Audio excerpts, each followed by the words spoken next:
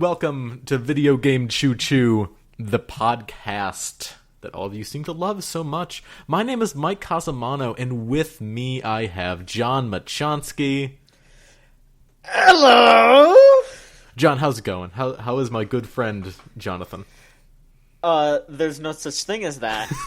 There's no human being who is your friend named Jonathan. There's John Machonsky right here. Hi, I'm good. What's up? Not much, John. Not much at all. What are you doing right now? I'm sitting. Fucking goddamn it. Will Westwater. Yes. Hey. Yeah. I just saw you like 5 hours ago. I know. And you said, Will Westwater, I get to see you in 5 hours. And I was just It's weird. Like, now that we're both back on the same campus. Too short. Yeah. No, I'm just kidding. There's not enough time in the day. I need at least 36 hours between, Mike visits. I gotta swim in that West water. Ugh, that bus water. That bus water. It sounds like pee-pee. Jesus Christ. It does. No, don't pee on Will. That's my rule. We'll try not to. It's hard and fast. That rule. Don't. Much like peeing on Will, it's hard and fast, and you shouldn't do it. Lauren Bowley. Hey guys. What's up? Not much. I have been swamped with schoolwork this week. Yeah, I don't know what that's like. Oh, lucky you. Yeah, all of my classes have no homework besides just like reading, and one of the classes is about comics, so the only work I have to do for tomorrow is read some comics. Fuck. Motherfucker. I've been reading a bunch of like academic feminist papers, so. That must be interesting. Is when if you're dense. reading papers and stuff you don't already know stuff about. Sure. But, like, they want me to read the papers and, like, I already know what all the arguments are, but I don't know which paper makes which arguments, and they want me to, like, summarize which paper makes which argument. So I have to read them all again so I know what the fuck they're saying. I had to read the Fantastic Four. I hate you. Right now. Okay, so what's everyone taken this semester? Lauren, what do you got? What's on your docket? French 101, because I need to get my language credit to finish up. And 2 gender women's studies classes. Let me give you a pro tip about language. I don't know if your school does this, but mine does, and credits you transfer over don't affect your GPA. So if you want to just take a language class somewhere else and just not give a shit about it and then have it still count, that's what I'm doing. I might do that next semester because the fucking French department here is looking like they're serious business. Apart from that, I just have 2 gender women's studies courses. Okay.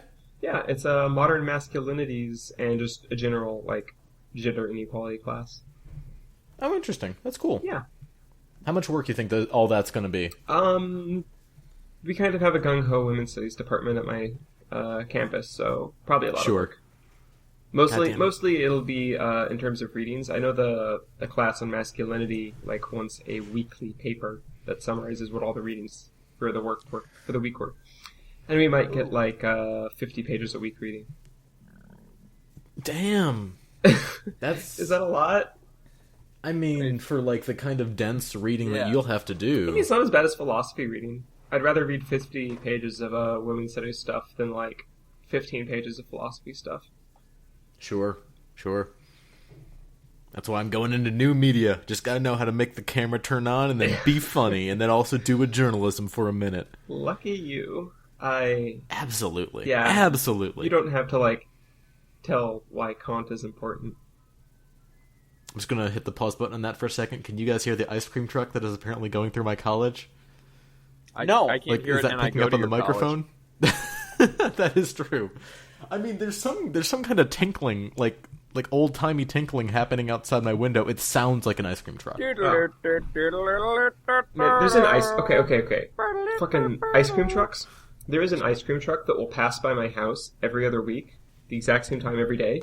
You go out, you try to run this truck down with money, and it will just speed up and drive by me. Every time. That man does not want to sell some ice cream. I hate that goddamn truck. Lauren Bowley versus the ice cream truck this summer. I don't know what you're talking about. One time I actually like ambushed this ice cream truck as it was going up my street. Wait, you were like waiting for it, and then you like hopped out of a bush with money in hand? I know when it comes by, so I was like, okay, I'm gonna get him this week. So I just kind of went out there for like 5 or 10 minutes before he went by and like played my DS until he showed up. And I ran to the street and waved my arms, and he stopped, and then I bought some ice cream from him. He was so mad. It's like that famous photo with like the tank, and you're like just standing there, but with like a fistful of cash. You didn't even bother to count it. You just ran outside of your house, grabbed some ones, and just like shoved it in the guy's face. Like, give me a SpongeBob. I need a SpongeBob. You want to know what the worst part was?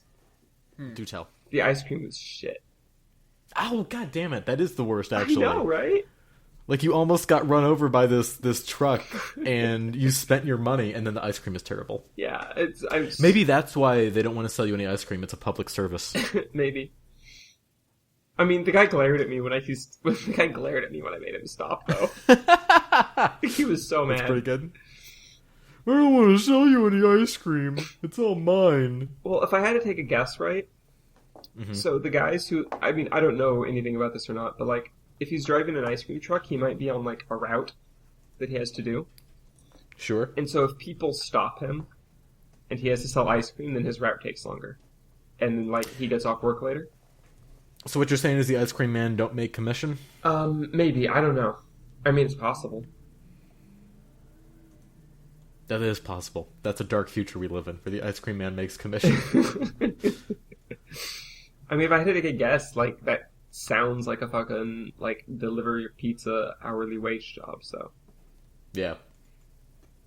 John Machonsky, what are you taking? I know you're taking some kind of coding class.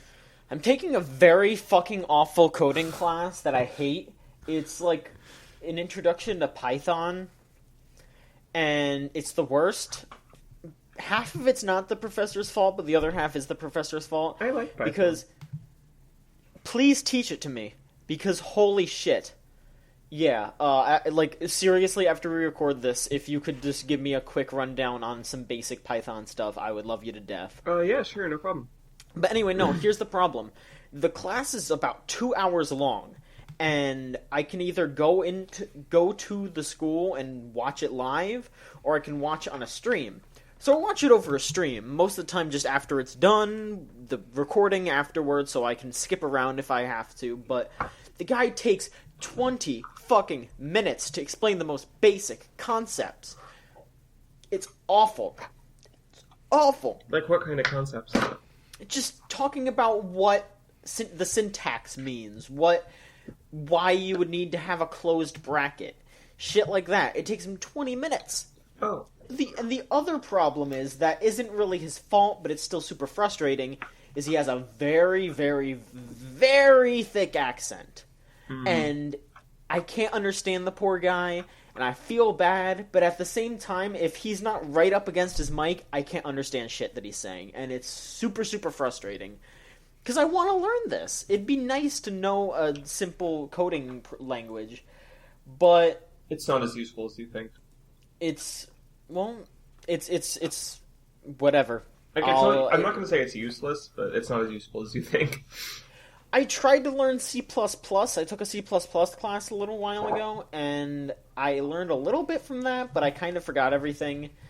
And I mostly took this as a kind of just a basis, like a foundation, just so I could take another C++ class and have a refresher, and then also have a better foundation on the concepts. Because really, this semester I didn't have to do anything other than the math class that I'm also taking. So I just kind of took two classes that I thought would help me in the future, but this class is fucking stupid. The math class that I'm taking for the last prerequisite credit that I need is balls easy. Like, the homework that I did today was about rounding numbers. Oh my god. Jesus. And So John, when do you round numbers and how do you do it? When it tells me to round a number, I round it, and if the number to the right of the number that they're talking to you about is 5 or more, you bump the one to the left up 1, and if not, you just make the one to the right a 0, and everything else to the right a 0, and you keep on trucking. All right, John. Let me ask you a question. I have a question about this rounding numbers scheme. Yes. Uh-oh. So what happens if you have like 5.4.5? Then what do you do? It depends on what they're asking you to round. Yeah, which digit are you rounding to? Yeah, are you rounding the whole number? Are you rounding the tens? John, I didn't hundreds? come to you for the runaround. I need hard answers for this journalism I'm doing on rounding numbers. If you're talking about the whole number, it'd be 6. Yes. And then does that mean you have to round the number again? No. 10. And then What it's the just hell? 0. No, So it's you don't. 0. You don't the do that. The answer is 0. Take it from the theater major. All right. Oh my yeah. God. Sure. Okay. And then Yeah, you speaking of theater major... Well, I'm not done, Mike. God damn it. Oh That was my a God. perfect segue. That was I don't a perfect fucking segue. care. Guess what? Sometimes perfection is squandered. Uh-oh. Think about it, Mike. There's probably a beautiful sight on the bottom of the ocean, but nobody can see it because it's dark. What? Yeah, you heard me. Fuck you. Anyway, the last thing that I'm taking is it's a course on art critique, but I don't start it until October. Mm-hmm. But once that rolls around, I'm really excited because I think taking a course on it's about like medieval art, but I think it'd be neat to put that kind of stuff into perspective, be able to critique other forms of art other than fucking video games. Oh yeah, if there was any academic field that like I wish I knew about that I don't know about, it would probably be art history. I don't know how in depth art history it would get, or into art history it would get, but that's something that I would like to look into as well. You know, it's a neat concept. A lot of my friends went to an art college, so they know a lot of art history. So I think it'd be nice to, you know, maybe talk to them about that kind of shit. Learn about what I'm doing, really. Yeah. You know, get some perspective. That's something that Yeah, I'm really then maybe I won't have to edit your reviews so much. You know, Mike, you barely had to edit my review this time. Okay. Oh! There's no You shame barely in have- edits. I know there's no shame in edits, but I'm just saying Mike didn't have to do that much this time. No, Mike barely usually has to touch mine. What are you making a noise at, Mike? I'm just like, I'm burning you. My sick burn that has happened. Oh. Mike, Yeah, you might want to put that out, John. You know, Mike, just don't burn okay. up already. Get some burn heal! Okay, hang on. All right, it's out. Okay. But anyway, Mike, I've been Yes. doing a lot better, I feel. So you should relax. John, you're like the Tommy Wiseau of game journalism. What the fuck are you Oh my talking God! about? Oh my god! What the fuck? Oh my god! Mike, that's going too far, man. All right, That's you know. going too far. All right, you know what? Move on. Shade has Uncalled been for, man. thrown. Move on to your shitty the theater hell? major BF and fuck off. How about that? Speaking of terrible writing and theater majors, there's Will Westwater. Rap. Oh! I'm just gonna burn all of you for the rest of the show. This is the worst podcast ever. Speaking of awesome writing and badass theater majors, Will Westwater. I don't see the connection. It's my own introduction, written by me. Oh, okay. All right. Yeah. All right. There we go. Actually, you know what? Hold on. Scrap that for a second. Lauren, So, you get to introduce Will. what? You fucking introduce Will. I don't. What are you waiting for? Chinese New Year? I mean, hey everyone, this is Will. He joined the podcast with me. I hope we all treat him nicely. I don't know. He likes AAA games, I guess. He does like real acting things unlike the rest of us. He would make a great Nickelodeon summer impersonator. Why are you asking me this? Actually, that is a really good point. Jesus. All right, I give that a C+. All right, Will Westwater. Wait, what? Yes. What are you taking? I'm What are you graded? taking? What am I taking? I'm taking, what's that Everything journalism is class graded. called again? Principles of Journalism 1, News Writing. There we go, Principles of Journalism News Writing. Your first class is on Monday. My like, first class is Monday. we're 2 weeks into the semester. I know, isn't that so funny? Because we had Monday off, and then the first time our classes started was on Wednesday, so... Holy shit, here we go. Yeah. No, it's a good class. Yeah. Oh, I'm excited. Also tired. But no, I also am taking topics in theater history, Shakespeare's scripts, and acting too. You fucking theater major. God damn it. Tell me about Shakespeare. It's fucking awesome, and there's so much in there. There's so much there to work with, and it's like, he's a genius, forever and ever, always. Yeah, that's pretty much it. He was just listening to Shakespeare earlier instead of reading it. Yeah, while I was working out. Oh, god damn it, I hate you so much. Do you think... So something I've always wondered and wanted to ask, actually theater people. Mm-hmm. So most of, what I've learned about Shakespeare has been under the auspices of, English literature. Mm-hmm. But, those aren't novels. Do you think that, Yeah, they're plays. Yeah.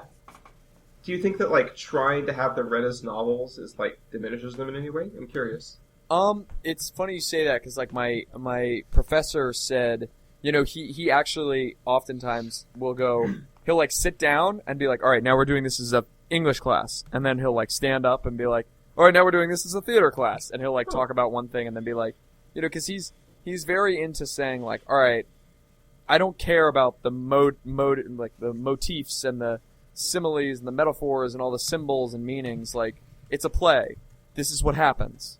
It doesn't, whatever it means is up to interpretation for you. But right now, when we read it as this, we just go, they're walking, happens. They're talking. Yes, they're, Theseus is doing this, and Hippolyta is doing this, and, Puck, and all the, so, but it's, so I'd say it's a little bit of both, because honestly, he does bring up some stuff where he goes, now I want to look at this as an English class, now I want to look at, so he goes back and forth. But at the same time, we still get to, act some of it out, and, I mean, Shakespeare, the fun thing about Shakespeare is also reading it with the theater people. We'll talk more about, now what does this action say about the stage directions? You know what I mean? What is this implying about what they're going to do on stage? Because this is basically saying, this moment with Lysander and Hermia, where they're both sitting there, and then, I forget what, Helena walks in on them, as he's on his knees, gonna be, God, this is sounding kinky. No, but proposing to her. He's on one knee, proposing to her, and then they're about to kiss and stuff, and then, there's this awkward moment where it's it's basically implying you're about to kiss. And you can get that all from the words as opposed to stage directions, which most modern scripts would be they kiss, or their kiss is interrupted quickly by, it was a film. Exactly. Or or as if it was just a modern script. But you kind of it's so left up to interpretation. But at the same time, it does kind of make sense. You go, oh, cool. So, it's fun. It's Candyland, but it's also a good amount of work. But, I mean, I live in a cartoon world, so it's pretty good. The Tempest or Hamlet? Well, right now we're doing Midsummer Night's Dream. I know, but which do you like more? I love Hamlet so much. Oh, that's the correct answer. My favorite Shakespeare play is The Tempest. Hamlet's so good. I mean, I was in Othello, so that's the one I know the best. Yeah. That play was fucking brilliant too. But anyway, it's. Anyways, this is a video game podcast. Yeah, come on, guys. No, but no. Anyway, it's what? It's not a video game. What is this? I have questions that are not about video games from a lot of people. So. Can I tell you all about something awful that I read? This past week. Yeah, what's up? Is it a manga? Yeah. I read. Is it time for Machansky's manga madness? It most certainly is. Listen, I gotta tell you guys something. All right. Let's hear it. I want you all to look me in the proverbial eyes, and I need you to promise me something. No. Okay. Whatever you want. John. I need you to listen to my tale, and I need you to fucking realize that I sacrifice a lot for everyone in the world, and I need you all to hear this. Do not, I repeat, to fucking not look up. Okay, you can look it up on fucking Wikipedia, and you will realize that the words that are about to come out of my mouth are absolute truth. Listen, do not look into Mysterious Girlfriend X. What the fuck? Googling it right now. Listen to me. Okay, you don't have to Google it, because I'm about to fucking lay down the storyline to the first chapter of this shit. All right, listen to me. This is what fucking happens, okay? All right. All right. So,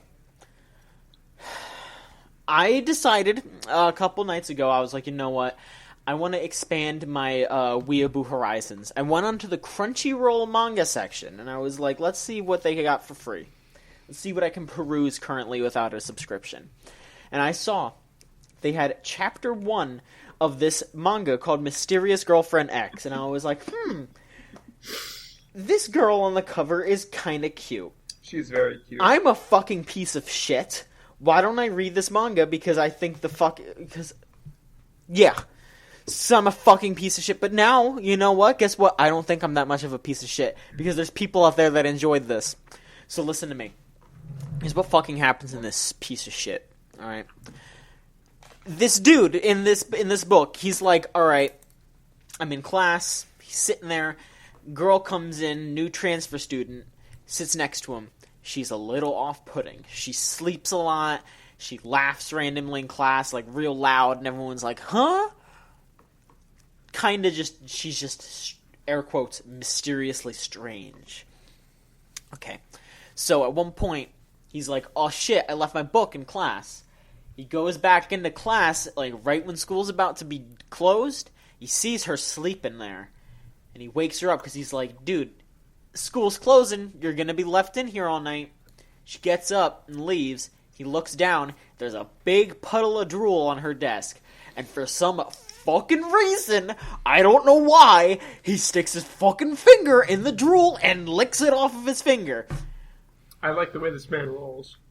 So I'm sitting there, I'm reading... Drool. Listen, I'm fucking sitting there. I don't know what the fuck you're talking about. Let me continue. Alright, because this is scary. Around this time, I am fucking flabbergasted. I'm like, okay, what? Excuse me. Huh? But I go on. I continue my fucking pursuit to see what the hell is going on here. This dude gets sick.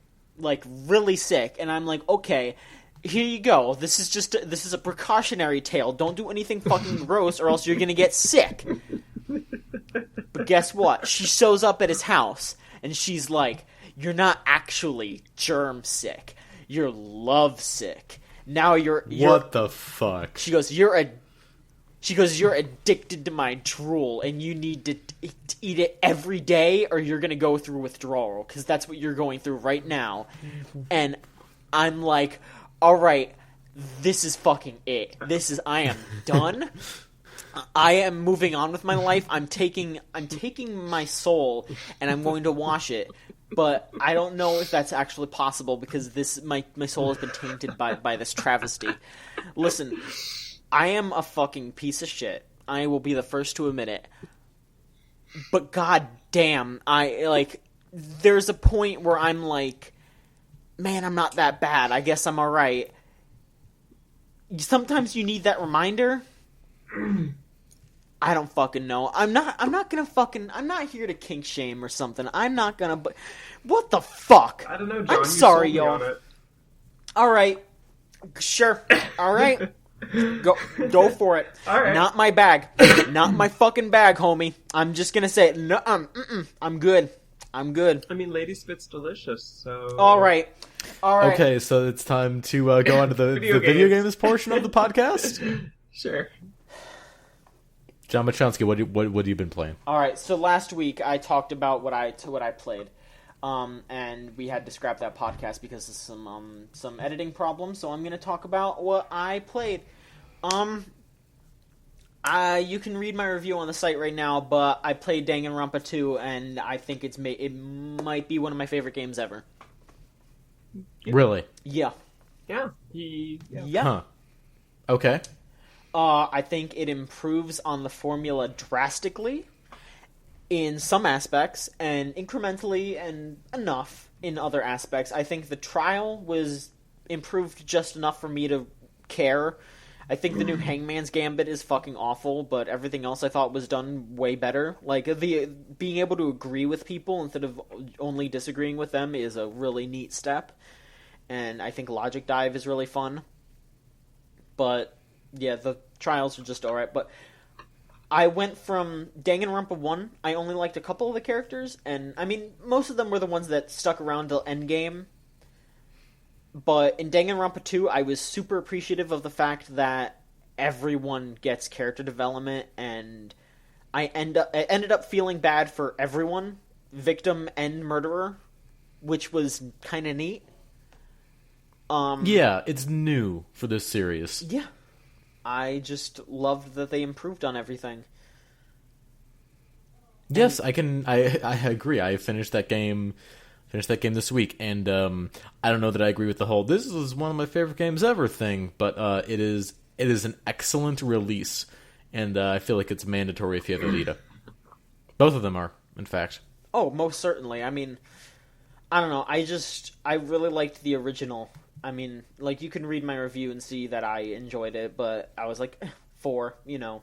Even though Danganronpa 1, like, the story and the characters and everything stuck with me, I still thought that game could have been better. And then Danganronpa 2 was that game, but better, and that's exactly what I wanted out of that. So, I don't know, maybe that's just me being kind of fanboy-ish, but I don't know. I don't think you can really get angry at me for that, because I loved the first game, and then the second game was better. So I think that's one of my favorite games, I think. I don't know. I don't know if saying it's one of my favorite games ever is too hyperbolic, but it feels a little bit. God, I don't know. I we'll see. End of the year. But like, you know, what kind of sad motherfucker are you if you go through life saying these are my favorite things forever and nothing can change? Oh no, like, so like, there's probably some merit to it. Oh no, like, I mean, I've added new favorite games. I add new favorite games all the time. You know, I like being able to say, "Oh yeah, this is one of my favorites." But I mean, I think saying that a game is my favorite isn't just saying that it's perfect. I don't want people to think that, but it's something that just improved upon something that I already loved. Like, I love No More Heroes 2. That game means a lot to me, even though No More Heroes 1 still means a lot to me, but No More Heroes 2 is the one that I say is my favorite because it improved upon the first one. Sure. Like, I don't know. I'm super glad that I played Danganronpa 2, and there's games that I enjoy, and I move on from. But Danganronpa 2, I feel like, is a game that I'm gonna compare other games to a lot, especially other murder mystery games and other story-driven games. Like, I've played every Phoenix Wright game, and I love those games to death. But even the best moments in Phoenix Wright are slightly pale in comparison to the crazy shit that got pulled in the last murder trial of Danganronpa 2. That's high praise. Yes, the last murder trial. Yeah. I can agree there. That was fucking bonkers. I loved that shit to death. And I mean, in the last trial in Phoenix Wright 2, maybe, because that was also fucking bonkers. But yeah, I like the way you described the Phoenix Wright 5's last trial. Mm-hmm. That sounded pretty good as well. I'm not gonna lie. That's also that trial's also really good. Yeah, I'm a big fan of games like this, and I just think that Danganronpa 2 is the best one that I've played in this genre so far. All right. So I think saying it's one of my favorite games ever isn't that crazy, because as a fan of the genre, it being the best that I've played so far, I don't think that's crazy. I mean, it's better than the Phoenix Wright titles. That's wow. I think so. Mm-hmm. Okay, that's high praise. That's not me saying that Phoenix Wright is bad. Yeah, no, of course not. Phoenix Wright is a fucking masterpiece. This is just me saying Danganronpa 2 is fucking good. Yeah. Yes, I totally agree. Like, I read your review and I was like, yep, this is an excellent game. Mm-hmm. Also, NAS, maybe one of the best of the year. Also, NAS gave me $2,000 to say that. No. Yep, NIS gave him $2,000 and a mono bear, like an actual mono bear. I fucking wish. No, I had to pay $30 for the stuffed one that I have. $30. It's still it's high quality though. Yeah, that's an excellent. That is a good plushie. ass. Yeah. That is a good ass bear. I rub my face on it. No, you won't. Whoa. I already did. What? Whoa, now. Oh yeah, Yeah. you did, you fucker. Piece of shit. Because I brought Mono Bear up to E3 because I thought that we were going to shoot some vids with him. Yeah, I and remember when we that was didn't. going to happen. And that was really upsetting. And then I just picked it up and I was like, I'm going to put this on my face. And I was like, you gross bastard. I brought that bear right home and I washed it, and now that bear is pure. The pure murderer bear. Yeah. Play anything else, John? I can't really think of anything else I've played recently. I wouldn't say that I'm swamped with schoolwork, but I take my time with it. Yeah. I borrowed Super Mario 64 from a friend of mine just to kind of mess with it, and I'm better at that game than I remember, but I also suck at doing the slides because I rush. So I need to chill, and because I keep dying on the winter slide because I'm an idiot. Mario 64 is still a very good game. It's been a while. I shouldn't have to tell anyone that, but it's still fun, and yeah. The DS version of that game is the version you should get though, because you could play as Luigi. Oh yeah, that piece of shit. What the fuck? No, I love Luigi. All right, I think he's good. great.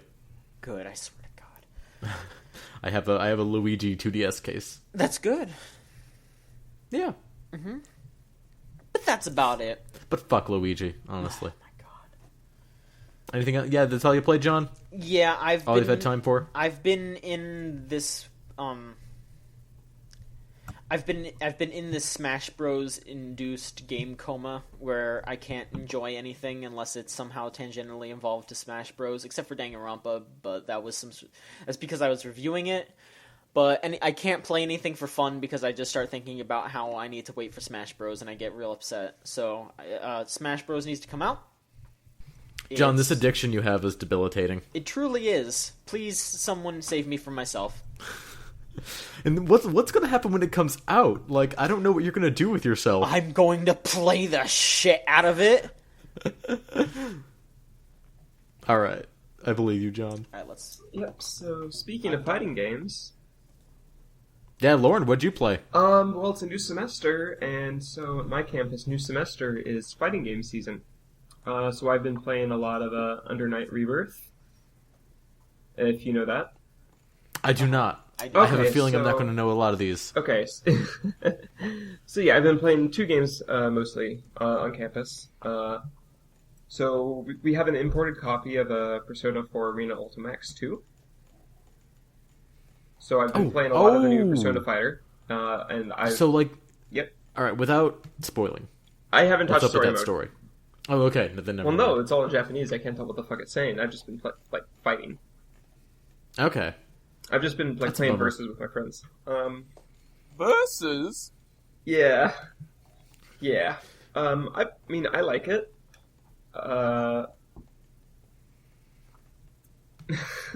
What's the? Yeah, I okay, don't so know the anything big about thing- fighting games. Yeah. Okay, so the big thing is that it's a new release of an Arc Sys fighter, and so with Arc Systems Works games, the first release of every Arc Systems Works game in a new IP is really, really badly balanced. To the point that, like, so if you got serious at all about like the first Persona 4 Arena, then you would probably know that like Aigis is just the best character, hands down. She's pretty cool. No. She's just like the strongest in terms of like tournament results and stuff. Okay. All right. Yeah. I don't. Okay. I'll trust you on this Yeah. one. And so when a new Arc Systems Works fighter comes out as a sequel, usually what they do is they focus on rebalancing everything, and you might get a few new characters. And so they nerfed my main character, which wasn't really needed because she was already really bad, Labris, because Labris is fucking adorable. Yes. So I've had true. I've had to find a new main, and I've been playing one of the new characters, Sho, and I'm really liking him. Because, like, he's a rushdown character where you, he's a pressure-focused rushdown character where you get them to block something, and then you go into, like, a long block string and you end it with, like, a mix-up. And he has a lot of fun mix-up options, and I'm a huge fan of teleport cross-ups, which is, like, one of his main mix-up options. Also, he has a real reversal, which I never had with Labras. Sorry, I'm a fighting game nerd. Yeah, I'm just going to trust you on all this. Yeah, okay. For Under Night Rebirth, so this is a game that came out in Japan, like, a while ago. It's kind of known as, like, the Street Fighter of anime fighting games. So, one of the defining characteristics of Street Fighter versus other fighting games is that you can't really block melee attacks in the air. Mm-hmm. And so this is an anime fighter that, like, you can't block melee attacks in the air, so suddenly the air is a really unsafe place to be, and it has, like, a real ground game. And it's not a new game, but they've announced that it's getting localized over here, like, soonish. So that's interesting. I think February. Yeah. If you know, like, Melty Blood, it's by the guys who did that. I think it's Soft Circle French Spread is the company. Sure. I'm just out of the... Yeah, Mike doesn't know anything about this. Yeah, no, I'm a complete fighting game nerd. The big thing is that it has a really interesting, like, style, because, like, with a lot of fighting games, they have very measured hitboxes for all their attacks. Under Night doesn't really do that. Instead, it's just a game of characters with, like, huge hitboxes. And, like, cross-screen, like, melee attacks. It's just ridiculous. And I'm really bad at it. That sounds ridiculous. I'm really bad at it, but I like it. Mm-hmm. I know about that. I know about that life. Yep. I'm bad at this game, but it's awesome. Well, I'm not, like, bad at it. I know how to play fighting games, but I'm not... I'm playing on a pad. So, like, at my campus, like, a lot of people have those fight sticks that you can hook into a console. If you know what I'm talking about. Mm-hmm. People bring in, like, arcade sticks that you can hook into the console. Sure. I don't use one of those, and for some fighting game characters, they are important. So the character I play has a lot of, like, hold this button and then do other thing inputs, and those are really hard to do on a gamepad. So I've been having trouble with it. Great. I've been thinking about picking up a fight stick so I could play, like, Persona 4 and shit, because I think that game's kind of hard to play on a controller. If you have a hard time doing, like, fighting game inputs on a controller, do pick up a fight stick, because they are a lot easier to use if you're not already used to the controller. I mean, I'm pretty alright with it. It's more just shit like in Persona where it's like, alright, you have to push square and R1 and do 2 quarter circles. I'm like, alright, relax. You have to... I can't think of anything that you have to do where you have to do all of those. I can think of, like, 2 quarter circles and then square, but... Well, I don't know. I'm bad. There you go. No, it's cool. I'm bad. It's no sweat. For non-fighting games, I've been playing a lot of Etrian Odyssey lately, because I picked that up on sale before the sale on Nintendo eShop ended last month. I picked up Untold. And so, I really like dungeon crawlers, just, like, as a general rule. They're one of my favorite genres of game. And it's the first Etrian Odyssey game I've played, believe it or not, and so I'm really... It's new, and I like it. And, like, I really like mapping out the dungeons. I'm wishing there was a mode in Etrian Odyssey that had, like, randomly generated dungeon floors for me to map. Mm-hmm. I'm talking about a bunch of games you guys don't know, aren't I? Yeah, I don't know what's going on. Okay, so Etrian Odyssey is like a dungeon crawler. It's a dungeon crawling RPG. It doesn't... Have you ever played, like, any of the Mystery Dungeon games? Yes, I've played Pokemon Mystery Dungeon. Okay, so think like Pokemon Mystery Dungeon, except instead of randomly generated floors, you have like handcrafted dungeon floors, and you don't get them. You know how you wander around a Mystery Dungeon game and it auto maps the dungeon for you? Yeah, like a roguelike. Yeah. Etrian Odyssey games are kind of like roguelikes without the randomly generated dungeons, and you still have to map them, and you have to, like... In the original Etrian Odyssey, you actually were expected to, like, get a piece of graph paper and draw out the map as you went through the game, but the DS ones, they give you a little screen on the bottom, and you can draw the map in as you go through. Okay. So, like, it's a designed version of those games. Yeah, and the combat is like a level designer went through and put this stuff together. Yeah. And then they have, like, different, but it feels like a roguelike. If you played, like, any of the Shin Megami Tensei dungeon crawlers, like Strange Journey or anything like that. I don't know what that is. Oh, well, Shin Megami Tensei is the series that Persona split off of. What?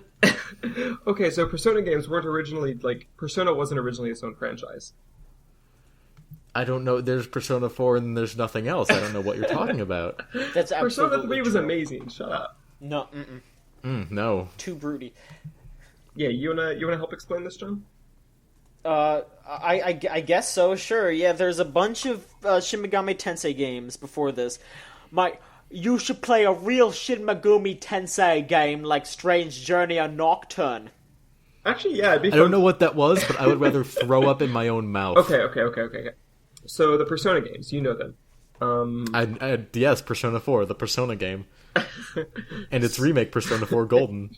Yeah, the only Okay, well, first off, if you liked Persona 4, you really should play Persona 3. Persona 3 is really, really good. But I did try to play that. I don't agree. I think it's better, but then I'm more like gamey. I bet you got a waifu. But you got a Persona 3 waifu. That's classified. That's the truth. That's classified. That's classified. That's classified. Fuka is classified. Oh, yeah, I was gonna fucking say on this podcast. Like, we're gonna talk about eating spit, and then like, oh, I don't know which waifu I like. I'm not going to fucking cop to this. I may or may not. Eating ass isn't that bad, you guys, but you can't. You don't know what anime girl I like.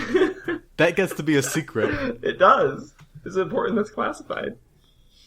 Here, you know what? I'll just go. Fucking Elizabeth. What's wrong with you? Elizabeth is cute, but she's not the one I have in mind.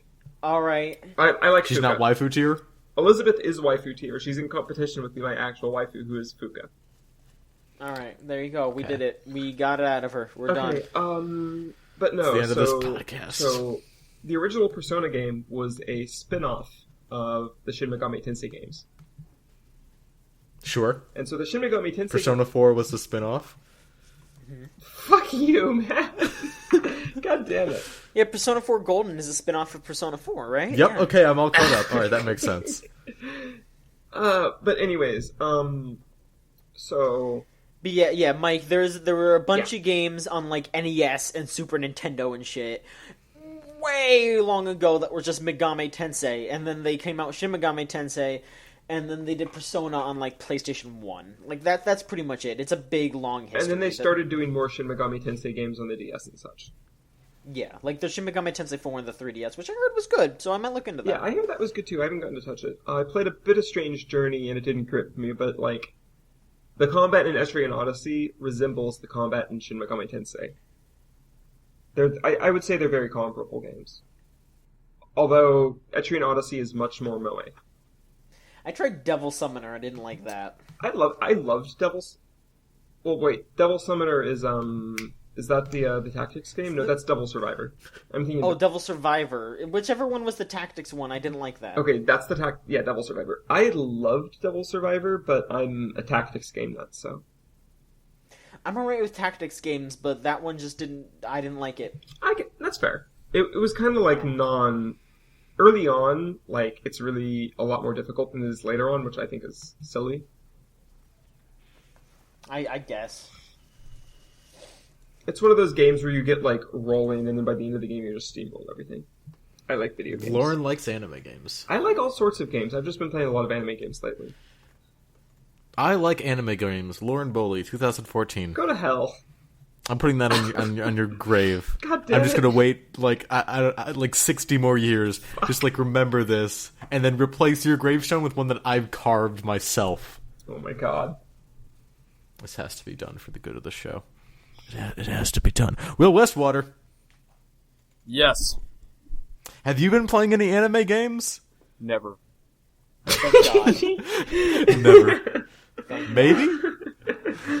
Kind of, actually. It feels like it. Yeah.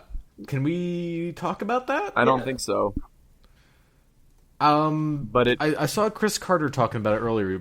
Double check your embargo stuff. All right, let me do that right now. But he was saying like in the meantime, I've been playing a shit ton of. What do you think? Last of Us. Well, hold on. Let me see if I can figure this out. It's the game you were playing when I was in your room? Yes, that The one. Last of Us? I just knew it was The Last of Us because it's fucking Will.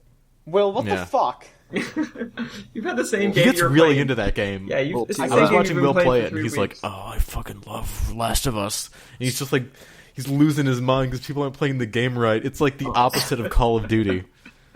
Well, yeah, no, because the thing is, it's so crucial to be a team player on that game, and people like run out and think that they can just do what they need to do, and I'm like, no, you don't understand. You need to fucking be a team, stick together, fuck shit up, poop on kids. Right. Yeah, he also likes pooping on kids. Poop on kids. Poop on kids. So, Will, how is The Last of Us? Is it still your game of forever? Yep. Yep. At least right now, it's amazing. I have a feeling that's going to change in a few days. I don't think so. I think he's going to get a copy of Destiny. No, that man loves The Last of Us too much. Will, what do you think of Destiny? He's going to play it for the rest of his life. I haven't played it yet. All right. Did you play the beta when it was available? Oh yeah. It's a game that is a lot like Borderlands, and that doesn't really do it for me. I say that, but at the same time, there is something I'm very excited about, that it's Bungie. Does that make sense? Because Borderlands is like, shooting and looting with all your friends. Memes! And I was just like, I can't do this. Because I was like, cool, I get a bigger gun, and then the bosses get bigger, and then it doesn't matter. Do you know what I mean? I know what you mean. And I have a feeling I'm going to get some of that with Destiny. However, Destiny also, that live action trailer makes me want to play so badly. First of all, because the idea that you could go to different planets and just go on missions with your friends sounds fun as shit. Mm-hmm. I don't know. I'm excited, but I haven't lost sleep over it. Let me put it that way. You know what I mean? Like, where people are like, "Oh my god, I'm so excited!" I'm like, it's gonna be a game. I'm gonna play it. It'll be a thing. I'm not losing sleep over it, but I'm really interested because in a lot of ways, Destiny represents Bungie's return to like some of its pre-Microsoft culture. Like, I don't know how much people know about Bungie's culture pre-Halo. They made Oni? They did make Oni, but that Marathon.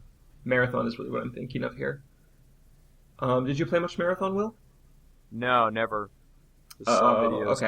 Okay. Never. Why would I play Marathon? I watched like Icons Bungie, like forever ago on G4. Okay. And then I watched like other history of gaming stuff.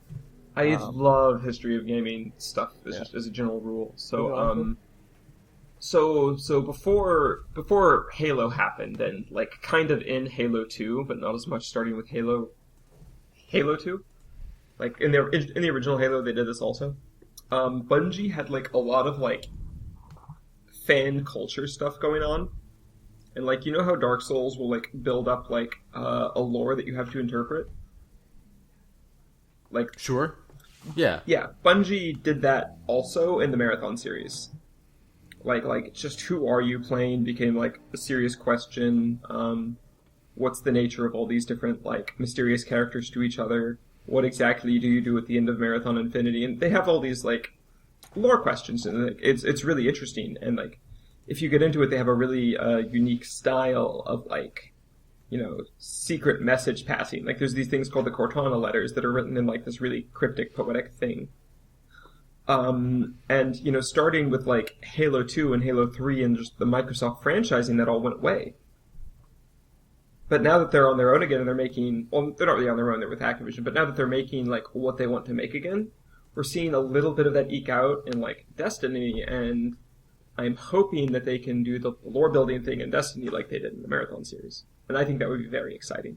Oh, I think there'll be a lot of that. I mean, even in Halo, they did a great job of like having slight like the terminals and all these little like hints at other things in the picture that were like mysterious but still there, but also like I don't know. I mean, the terminals and I are think that's a I think marathon. I agree with you, Lauren, in that I just think there is something that's they put. Not saying that like Borderlands or some of these other things don't put love into it. Yeah. But I guess it is this different kind of like you're the hero. You are the hero. Like I mean, all of your friends, ironically, are also heroes of of Earth. But I like that idea of being like it's you. It's you saving the world from all this crap. Mm-hmm. That's cool. And like I had a great time with the combat. It was really fun. I mean, it's Bungie combat. It's never bad. Oh yeah, it was really cool, and like even like doing like little spells and shit like that are like the equivalent of spells, and like and like Space little magic. yeah, space magic. So I'm looking at this embargo stuff. It doesn't really say I can't like talk about it a little bit. I mean, well, of course, that's kind of. I wouldn't want to break embargo for the rest of the site. Yeah, it lifts 9/17. That's a while. I just wouldn't talk about it. Be safe. I'd keep it zipped. Yeah, I will, but I will say this. You can say you have it. I have it. You can say that. I have it. Or let me say it like this. I have it. That gives yeah, away I know, about but like, what do you have? You also have. Here, this is Hyrule the Warriors. tweet I was thinking about. Like Chris Carter was saying, allowed to talk in moderation about Hyrule Warriors. Yeah. The game that we technically have. That Will Westwater has in his room. Because I know you can say you have it. Impa is pretty cool. Okay, you can talk like about it a little bit then. That's as far as I. I mean, I haven't. Even We played will it. agree with Chris Carter and then like see how that plays out. Yeah. Okay. Because like he said some things in here that make sense. Like Impa's pretty rad. Yeah. Have you played a Dynasty Warrior before, Will? I have not. This is my first of the Warriors. Okay. Thing. Yeah. I played a little bit of like Dynasty Warriors 6, I think. I was not that impressed. Is Impa as great in this game as Impa was in the CDI games? There's a pretty anime thing Impa does where like her final smash is like you press a button and then like there's some anime lines happen and then like it cuts and then the people got cut with a sword. But she doesn't say, don't worry, Zelda. The Triforce of Wisdom promises the king's safe return. Oh my god. And then the king goes, enough. My ship sails in the morning. I wonder what's for dinner. Enough. And then Link says, oh boy, I'm so hungry, I could eat an Octorok. I could do that entire fucking scene. John? Yo? My boy. This piece is what all true Fucking warriors goddamn strive it! for. Goddamn it! I hate this fucking podcast. This is what you get, Mike. This is what you get. I'll go back to eating spit or whatever it is you do. Apparently, No. But What do my honestly, girlfriend it say? has been. God damn it! It has been a weekend of. Do I have time for The Last of Us? I think I do. And then Oh I my play The Last god. of Us. God Oh damn my it, god. Will. God damn it, Will. And like, No, we went to the Catalina wine mixer. and then we went to the Catalina wine mixer. Mike and I went to a party last night Yeah, Let's hear my this. first college party. I want to hear this. called the Catalina wine mixer. The Catalina wine. The Catalina Wine Mixer. The fucking Catalina wine mixer. Fucking It's Catalina the wine fucking mixer. Catalina wine mixer. That's a prime reference, honestly. And so you walk into my old house that John's been in. So that's was where the there. party was. My swim team friends were doing it. So what it was is it was the swim team and the girls soccer team mixer. Uh-oh. So that's why it was the Catalina wine mixer. They were like, all right, so we all dressed in like very like pastels, like very waspy bullshit. Like, you get your Sperry's and your your pastel colors and like look as East Coast like Fire Island or Nantucket Island like preppy as you can. And it was pretty Yeah, man. When I hear Fire Island, I think a different kind of attire. I don't think preppy. I don't think the Catalina wine mixer. Oh, really? Well, And then my we went to go get some food. time on Fire Island, a lot of that Really? clothes look like that. Yeah. But I'm not in like Cherry Grove, if that's what you're referencing. I don't know. I don't even know what's going on right now in my life. Those burritos are really good. Yes, there's a burrito place that, no joke, moved in like 2 weeks after I left the house. I was so furious. I was like, I went all summer and I could have had these burritos constantly. But I make my own burritos. Oh! Okay, that's it. You know what? That is it. It's 2 strikes, Bully. Okay. I'm sorry, it was... I opened my burritos and I had my girlfriend drool all over them. What the hell? Eat That's them. enough! Now you're just doing it to bother John. John, just go, enough! Enough! Enough! It stops now. My ship sails in the fucking morning. My ship And sails this as is our not... This is not what's for dinner. This is not what's... But, no, so we went there, we mingled. Mike did a great job of mingling, trying to get him to meet my friendos, the other people I hang out with. And, So, Will was like, Mike, you need to wear, like, some kind of pastel colors. And I was like, yeah, sure, I'll do that. And then instead I just go in a Bloodborne t-shirt. Jesus Christ. I'm actually really You looking guys forward like to video Bloodborne. games? but That's me, it's Mike Casamano. you walk into the house, and they had all these boxes of wine, like little boxes with little pour tabs, so you press the button and the wine. No, it was an ingenious setup. It was awesome. So there's all these shelves when you walk in, those white shelves when you walk in, John. And it's like, Do you remember that?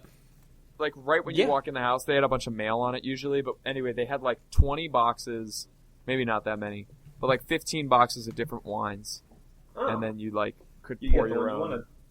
all this stuff. And then, yeah, it was just a fun party. There was a shit ton of people, and legit, right as, so I drove Mike back, about only like, legitimately like 20 minutes before Lauren and I left. Not This me. is not Lauren Bully. This is Lauren, my girlfriend, Lauren.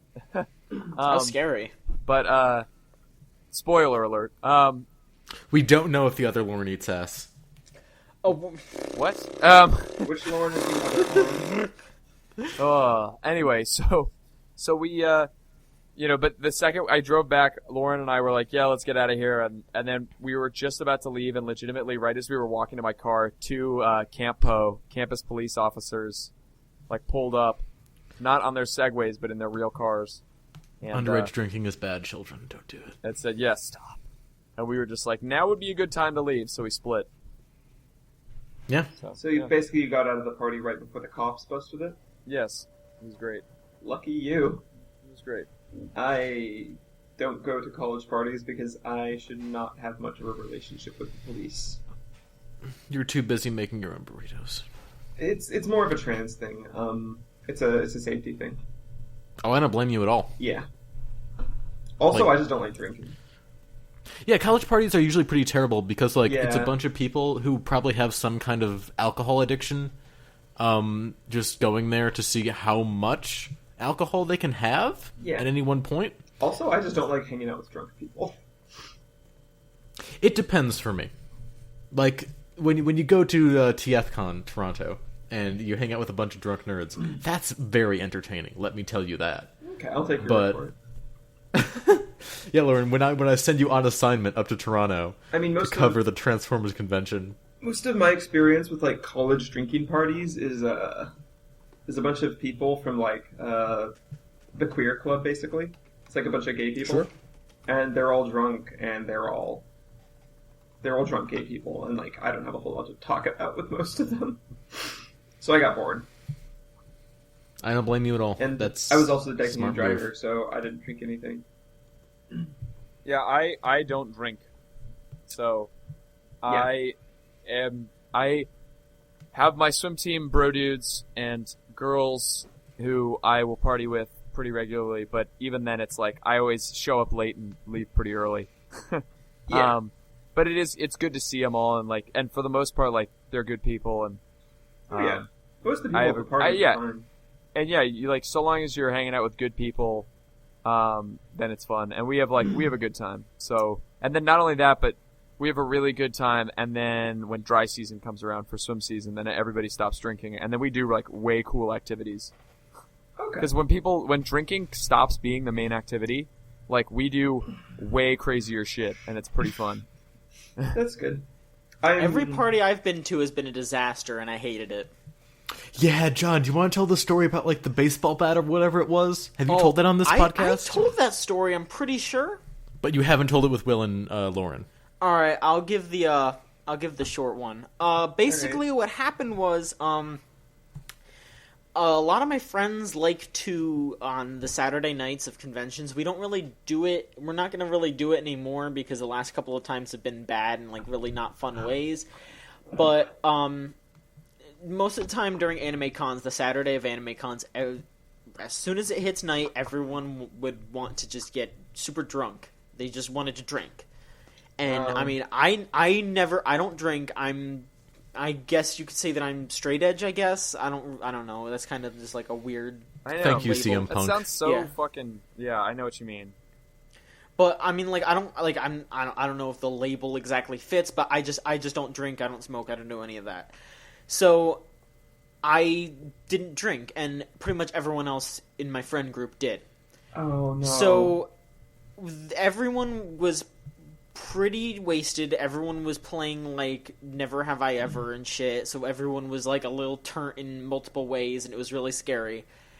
So, we were just wrapping up, like, everyone was starting to try to loosen up to walk back to our hotel room because we were in someone else's hotel room at the time, and we were going to walk like maybe half a mile back to our place. And so everyone's just trying to sober up a little bit so they can walk. And there's a knock at the door. Uh-oh.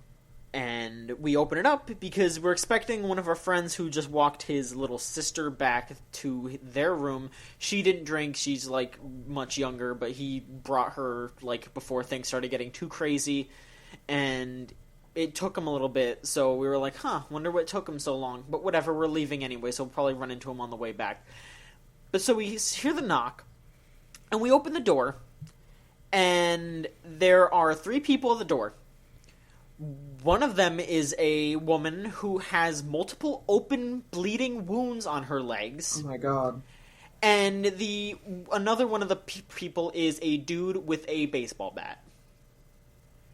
And the dude just goes, "You guys seem like fun. Want to party?" No.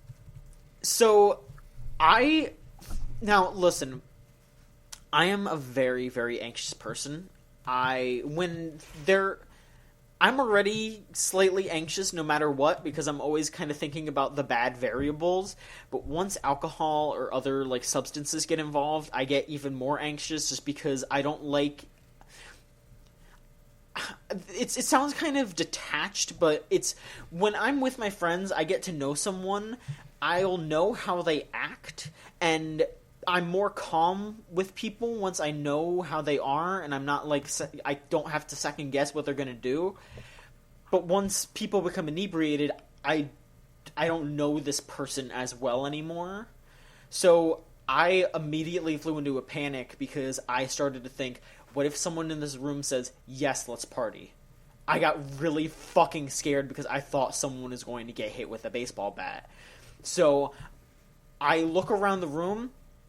And I I don't run, but I power walk over to the door, and I say, "No, thank you, goodbye," close the door, and my friends are like, yeah, no, bye, no, we're leaving, bye, and then I look around the room, and my heart is beating like 3 times faster, and I'm just like, everyone start drinking some fucking water, we're getting the fuck out of here.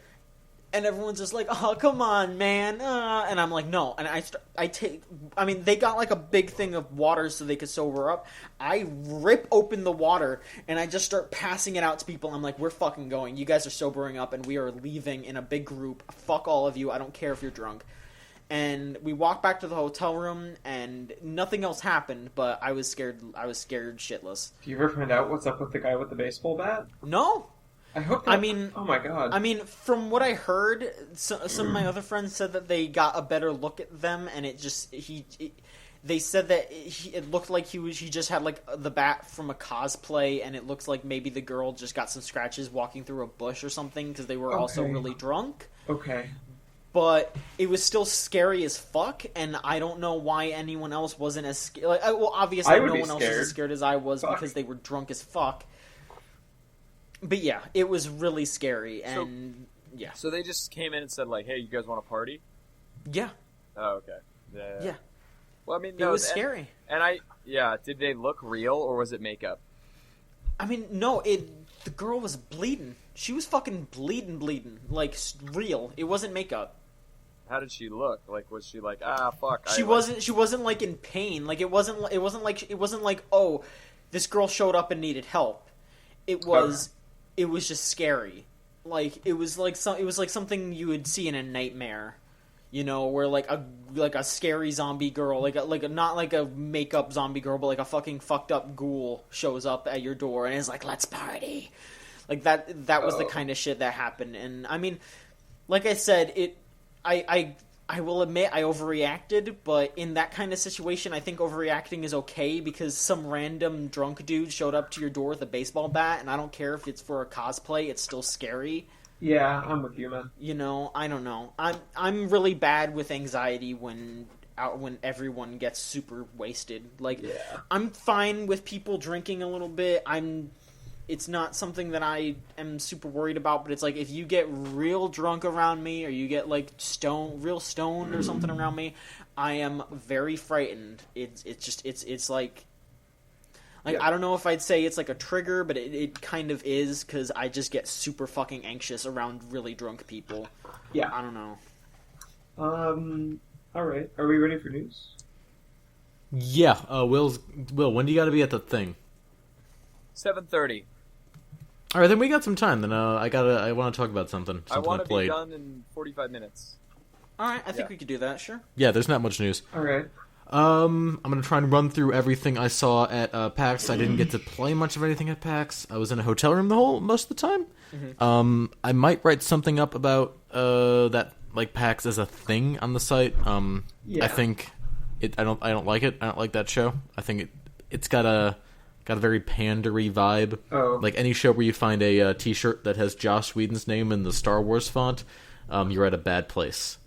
But I mean, like I love working it. I like meeting people. Prime? Yes, I was there doing video production for Destructoid. Oh, okay. And I like doing that. I like going to the parties. I like get to see the people that I like. And you're not at E3, so you're not like rushing to make these connections. You get to kind of relax a little bit more. Yeah. But I don't think that's unique to. I don't think that's unique to PAX. You can get that like at GDC or like at Indiecade. So I'm going to try and actually go to Indiecade this year. I have a press pass for Choo, and yeah, we'll see how all that works out. But I saw Bloodborne. Bloodborne is my game of the show. I think it is excellent. I honestly cannot wait for that game. Is it just more Smash Brothers? Is it just more Souls combat? Because I heard they were going to do some things with the guns to try to speed the combat up and make it more aggressive. I have played maybe 5 minutes of Dark Souls, so I have no way to answer that. I just enjoyed it. I just thought it was cool looking. I thought it was fun. Played Smash Brothers. It's Smash Brothers. For me, there is no way for me to differentiate it between like the new Smash Brothers and Brawl. Okay. It plays the same to me. I'm sure there are a million differences for like John, who's a crazy person, or like me, who does fighting games. Yeah, but like for me, it's just this is more Smash the same, Brothers, but now it's Greninja. Yeah. Yeah. Okay. I played Until Dawn.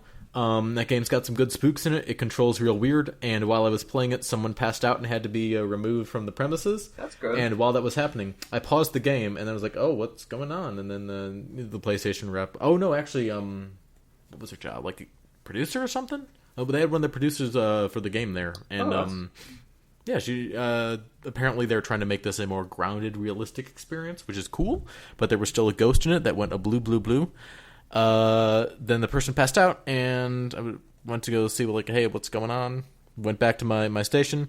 I hit the X button because I think the top option is resume demo. It's not. It's restart demo. So I was too embarrassed to admit that I had fucked up, so I just put down the controller and left. Oh, now that's my way. Shit, what else did I play? I got to meet Christine Love. She's awesome. Christine Love is legit awesome. Yeah, we talked about Transformers comics. That's not a joke. That's not like no, I can see. Christine Love is fucking awful. You heard it first. Did you hear anything about Lady Killer? No, I just went up there and said, "Hey, let's talk about Transformers." And she's like, "All right." Played Massive Chalice. No, Massive Chalice. That's XCOM. They made Brett. Also, let me just say this though, real quick. I'm kidding about Christine Love being awful. She's a lovely lady. Transformers comics. Transformers comics are the true villain. I'm still a bit mad at Christine Love over that unwinnable achievement. That's pretty good though. That's a good goof. It's not a goof. She did it on purpose, man. It's an excellent humor funny. It's a good ass humor funny. I'm having a good time thinking about it. Massive Chalice is XCOM. Shit, what else did I see? I had a list on my phone. Let me try and pull it up. I was talking with Brad Muir, and earlier that day at like midnight, I had found him at the Double Fine party, and I went up to him because I'd offered Patrick Klepek $5 for a drink, and Patrick was like, "Nah, no, my company pays for mine, so like don't worry about it."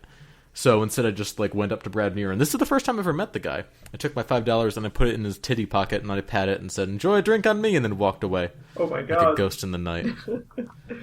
Okay. I played Shadow Realms, the BioWare thing. Oh, was it fun? Don't think there's an embargo on that. It seems all right. Like the combat is kind of Dragon Age-ish, but it looks like a Harry Potter type thing.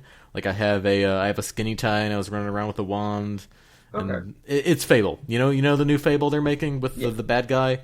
It's that. All right, so it's that game. Correct me if I'm wrong here. BioWare has not like seriously innovated on their combat since Knights of the Old Republic, really. I mean, like their fantasy combat, no. Yeah, that's what I'm talking about. Their fantasy combat. I mean, they did all this stuff in Mass Effect that improved that immensely. It doesn't feel as clunky as Knights of the Old Republic, but there was not an option to pause. There's no like tactical thing. Okay. I assume that makes a difference. That does. I played Gat Out of Hell, the new Saints Row expansion. Yeah. It seems alright. Like, it's more Saints Row. I don't it's know. Good. I mean, I'm not super excited about it. Like, they have some good ideas. There's like the city was designed with flying in mind, which is cool. All right. But there's no radio, which is a huge bummer because What? like there's no radio. Fuck. There's no music. Oh, that's a Because like problem you for Saints tell Row, me. isn't it? Yeah, like, you tell me what was more fun than running around with your super-powered legs, not having to drive cars while the touch blared in your ear. There's nothing better than that Nothing in better. life. And then there's just no radio. But you can play as Kinsey if you want. So there's a lady protagonist in this game, Okay. which is cool. I like that. Is that the trade-off? Is that the trade-off game developers? Because I'm going to be honest. I'm sorry, women in games, but I don't know if I can make that trade. I think I need music. I'd rather have a rock and 80s soundtrack. Here's what we got to do: rock and 80s soundtrack, only woman, one playable character. There you go. I'd rather have Kinsey than Johnny Gat. You may or may not be able to get both in a certain game I may or may not be playing. All right. All right. Good. This is how we all got kicked out of the industry. Sold for a rock and 80s soundtrack. Yeah, because I need to hear some fucking tunes. All right. Lauren, it's okay. You got the touch. You got the power. Ow! Was Love Shack ever in a Saints Row game? No. All right, then. There you go. That's what should be in Gat Out of Hell. You're missing out. There should be literally any music in Get Out of Hell. All right, yeah. Maybe Also played Dead Island 2. Did they say it wasn't in there, or is it just not implemented? Yes, I asked. Did Dead Island 2 have the control setting you wanted? No, it fucking wasn't in there. All right, I'm going to throw some shade right now. I'm going to throw some shade. All right, shade. I was talking with Will Powers, Deep Silverman, and I asked him, "Hey, is there analog combat in this?" And he says, "No one likes analog combat. It's terrible." Holy so shit. I guess now I'm dedicated to defeating Will Powers. He's my new arch rival. Uh-oh. And then a person from Jaeger came over, and I talked with them for a little bit. And the general gist of why analog is out is because the game is way more fast-paced.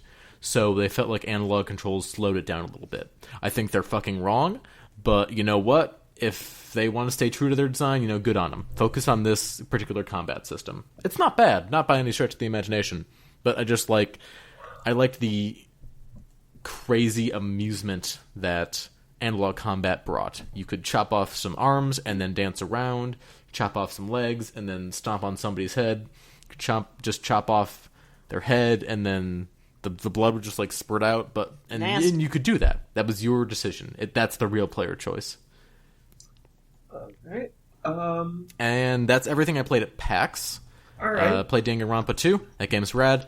I played Walking Dead Season 2. Finished that up. John, did you get into that? Nope. Wow. I keep almost doing it, and then I keep going, I'd rather do anything else, and then I don't. I'd say you should. I think you should put that to bed. Yeah, I'm probably going to do that soon. And then we'll do a spoiler cast about it or something. Sure, because unless that last episode fixes everything, the spoiler cast is going to be me going, why? I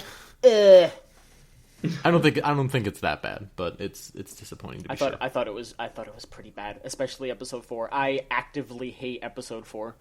See, episode 4 was kind of the turning point for me. I enjoyed that more. I don't know what the fuck is wrong with you. Like, seriously, what the hell? I felt like more stuff was happening. Yeah, more stuff was happening, but it was... Alright. We'll do a spoiler cast, and I'm going to call you a moron for like an hour. How about that? Well, let me tell you something about episode 5, and this is without spoiling. There is a good ending. I think that's bullshit. I think there's not like Shades of Grey at the end of season 1. There's not like Shades of Grey in The Wolf Among Us. Like, the end of season 1 of The Walking Dead is arguably perfect. Like, the way everything between those two characters culminates in that one room, it's so subdued and quiet and fits with everything that had come before and got me to cry. Yeah, I love that game. Hey, guess what? Season 2 ends with a fight. All right. The last big thing is not like a small conversation. Two people punch a lot, and then you have to choose which is good, which is the good people. And if you choose the person that is kind of the right decision, then you get the bad ending. That's kind of messed up, isn't it? It's a bit of a bummer in that respect. This sounds dumb. Also, like the way that like all the endings diverge, I don't know that they will be making another one of these with Clementine. All right. I don't see how they could do that. They're all... I don't know. Maybe if you did some fancy footwork, but like I think Clementine's story ends, and I think some of the things they do to get her there are pretty bullshit.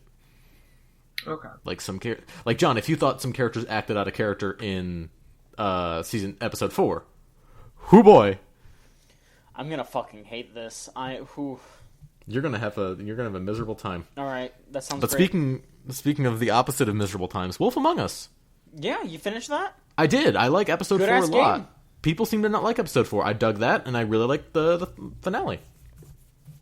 That's why I want to do a spoiler cast on, because like there's a lot of fun little divergences, and I want to hear what you thought about like the ending, like the ending. All right. Like you know what I'm talking about, right? Yeah. All right, we'll talk after this show. Okay. I gotta know what you think happened. All right. Do any of you all use a hard drive with your Wii U? No. Absolutely not. All right, I'm looking into that. You should. Yeah. You should look into hard drives for all these consoles because they're going to fill up. Yeah. But quick. Ugh. Yuck. Fucking gross. All right, Mike, you Disgusting. done? Can I bring up the news? I think I'm done. Yeah. All right, everyone. Let's talk about news. Okay. Got a lot of news from something, so let's ignore that for now. Mike mentioned Saints Row Gat Out of Hell, so I guess I'll talk about that first. Saints Row 4 is being re-released on PS4 and Xbox One for $30 this January, called Saints Row Re-Elected Version. Yeah, that I think if you get that, you get Gat Out of Hell. If you get that, you can buy a bundle version for $50 with Gat Out of Hell. On the new machines? On the new machines. Oh. Yeah. And if you just want to buy Gat Out of Hell by itself, that's $20. I don't know why you would want to do that, considering that Saints Row 4 is an incredible game and you should just buy it for $50 anyway. Yeah, Saints Row 4 is great. I'm thinking about buying it again and probably 100%ing it again because I love that game to death. It'll be nice to have that just as a thing to mess around with. Also, recently there was a Sony stream that it was like a pre-Tokyo Game Show kind of thing where they were teasing a lot of their stuff. A couple of the things that they showed weren't really interesting. Like, they said that there's going to be a new Hot Shots golf game, whatever. They talked about the Vita is going to have themes now, which might be neat. Vita and PS4 will have themes. But the two things that I actually cared about, one of them was that there are going to be Danganronpa Vitas in Japan, and I want one. And they're probably never going to come out over here, so if I'm going to get one, I'm going to have to import one, and I don't know if I'm ready to spend that kind of money on something so stupid, but at the same time, I'm a piece of shit. This is previously established. But the other thing that was actually cool, that isn't just me being a fucker, the legit neat thing was the announcement that Persona 5 is coming to PS4 as well as PS3. Yeah. And there was a little trailer showing the protagonist, I suppose, of this game. It looks like Harry Potter. Harry Potter is everywhere now in games. He was in. Yeah, he's really. basically in that BioWare thing. Mm-hmm. I heard that game just looks like a Harry Potter game, but for adults or something. Yep, that's pretty accurate. Mm-hmm. Anything else? Any other big news? Yeah, no. Any other big news stories, John yes, Wachowski? Yes. Any other huge scoops? Yeah, we got Mortal Kombat X coming April 2015. Yay! If you pre-order it now at your local establishment, you get to play as Goro. Remind me which one that is. It's the guy with 4 arms. Okay. He was in the movie. Yes. That's the only good video game movie. Yes, absolutely. Mm-hmm. Don't even tell me that Gamer is the best video game movie, because people have tried to tell me that. Ugh. The only People good, have tried to lie to me. The only good part about that movie is the dude that plays Dexter. He was pretty alright in that movie. I don't even remember who Dexter is, so He was like the villain, and he was kind of good in that movie. But I'm gonna look this up. Other than that, he was bad. Everything else in that movie was bad. It's a bad film. It's a fucking bad movie. But yeah, Mortal Kombat X.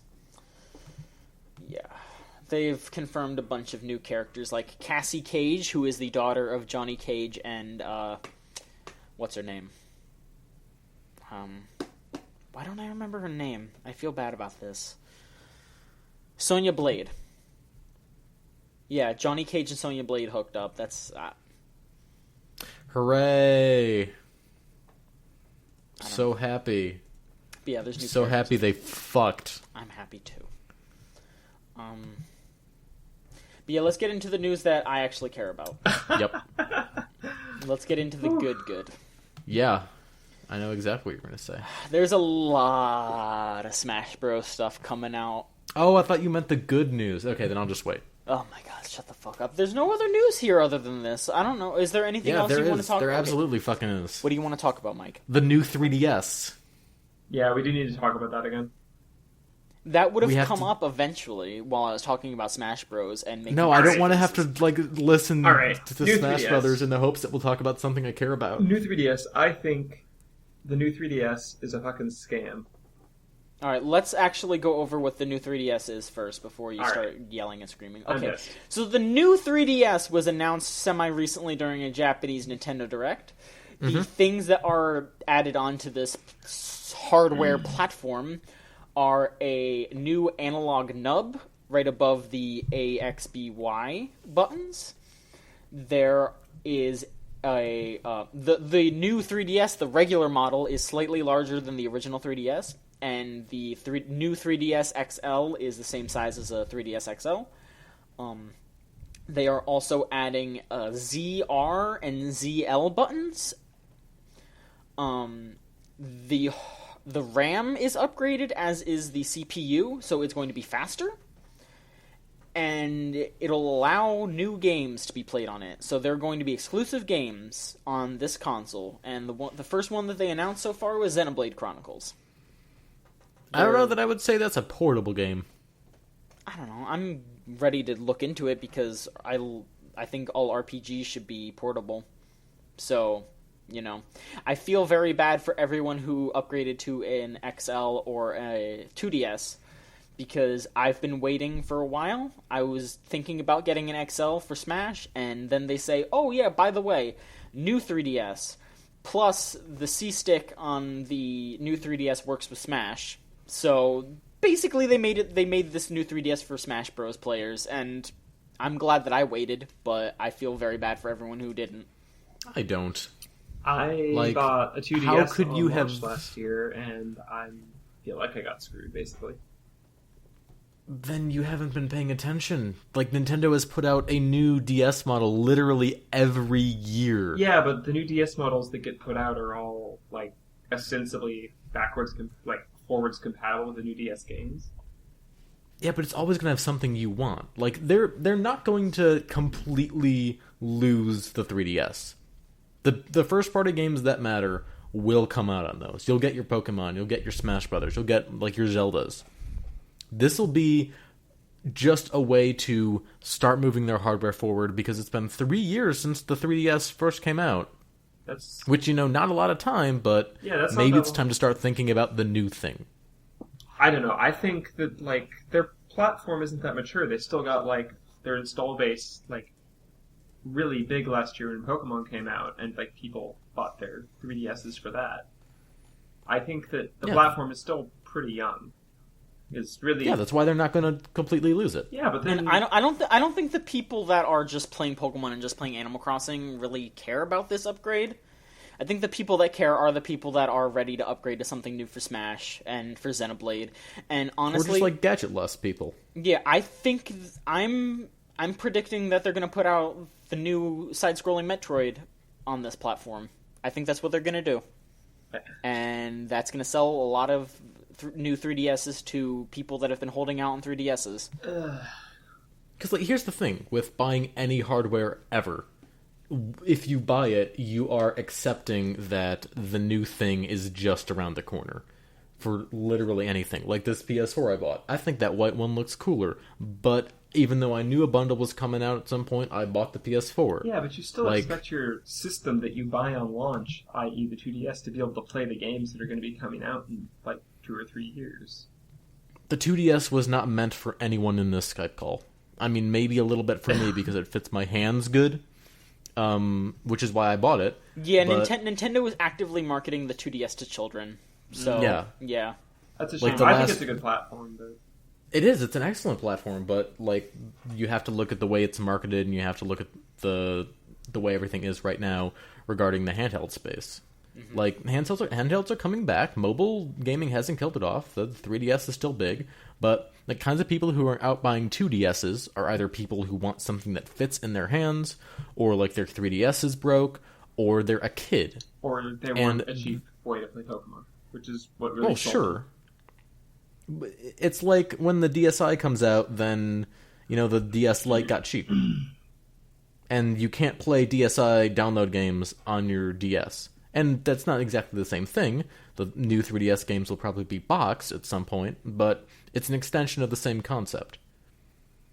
For me, I only buy, like, new hardware when the entirely new platform comes out, or the thing I have is starting to show its age. Like, the iPhone 5, it's fine. It's a fine little phone, but it's not... The touchscreen kind of fucks up sometimes, and the battery doesn't hold the same charge. So even though I know if I buy the new iPhone this September, the new iPhone is but a year away, and it will have the next coolest, awesome thing in the Apple lineup, that's fine. I just need a phone. Like, if you have gadget lust and you're buying all the new things, and that's the kind of person who should be mad about this reasonably, then you're just buying it anyway. Mm-hmm. And then what you have to say doesn't matter because you were always going to buy it. I still think it's a kind of... I mean, there's a lot of people who just got on the 3DS platform for Pokemon. That's always going to be the case with everything. Yeah, then, I don't see... Not necessarily, because, like, Pokemon... So, the 3DS wasn't, like, a tremendously large platform before, like, it got its killer app in Pokemon and people hopped on. Animal Crossing was the first big killer app. Yeah. Plus, like I said though, Animal Crossing's not as big as Pokemon. Not as big, but still, I think the first big system seller for the 3DS was Animal Crossing. But anyway, like I'm trying to say though, the people that went out and got a 3DS for Animal Crossing or for Pokemon or stuff, they don't need the new 3DS. They're gonna put really hardcore shit on the new 3DS, and I'm not really upset at that. I feel bad for people who bought a 3DS recently or upgraded recently and are gonna want those hardcore games. But if all you want is Pokemon, then just keep using your 2DS. I don't really see... There's no reason to upgrade. Yeah, like, do you guys remember Black and White? Like the games that came out on the DS while the 3DS was still a thing? Yeah.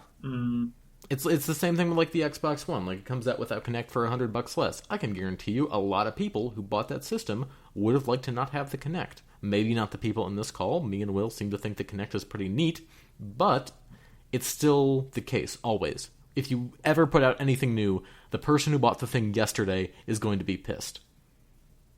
Yeah, but I feel like there's reasonable expectations you can make when you buy, like, hardware. Yeah, you still get I feel like at some least of those reasonable 2 solid expectations are years. violated. You still get at least 2 solid years, which for like $130 is a pretty fucking good deal. Like, not only that, but this thing is not coming out until next year.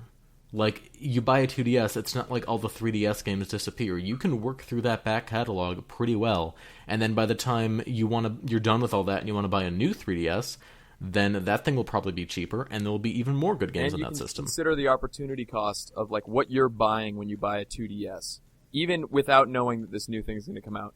You're having it, as opposed to, then the cost of having let's say you did know that a new 3DS was coming out in like when you bought your 2DS, then the cost would not only be, however much this console is, but it's also the years you wait for it to come out. And if you're willing to make that trade, then go for it. Mm-hmm. But at the same time, I think you'll find that 2 years with a pretty good fucking system that has a growing library doesn't seem like it's going to slow anytime soon. Maybe in like a year, but even then you got another year of good content, Smash Bros. I hope they do some Metroid thing. I mean, I know they haven't, but fuck. I would bust a nut. I love side-scrolling Metroids. But, I guess I'm just miffed that they're, like, calling for a hardware upgrade because they want to add enough to something. Whatever. I don't really... No, it's fine. So another thing with this new 3DS is that it has NFC built into it, which leads me to mentioning that amiibos are priced. They're $13 a pop. Which is the standard, I think, for Toys to Life by this point. Which is the standard, yeah. I went to Walmart to check, and Disney Infinity and Skylanders are both $13 each, so yeah. Yeah. You can pre-order them now on Amazon. They're going pretty quick. And I'm fucked because I want all of them, and there's gonna be like 50-something characters in Smash 4, so I'm really fucked. Well, hey man, like, if launch day for the new Skylanders and if launch day for Disney Infinity have taught me anything, you will not have, like, problems finding any of those figures. No, I'm not saying that it's a problem finding the figure. I'm saying I'm fucked because I'm gonna end up spending like $600-something on fucking figures. Oh, yeah, then welcome to every day of my life. Welcome to every time they announce new Transformers. God. Like, the fucking 1 month period between, like, BotCon and SDCC, that's when it gets bad. Oh, no. Ugh. You're Mike Casamano now. Well, alright. The other games that have been confirmed to work with the NFC and the amiibos are Mario Kart 8, Captain Toad, Mario Party 10, and Yoshi's Woolly World. So we'll see how that is.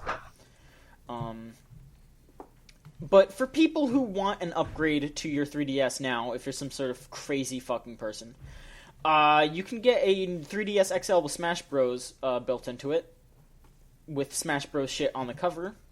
It's going to come out September 19th, which...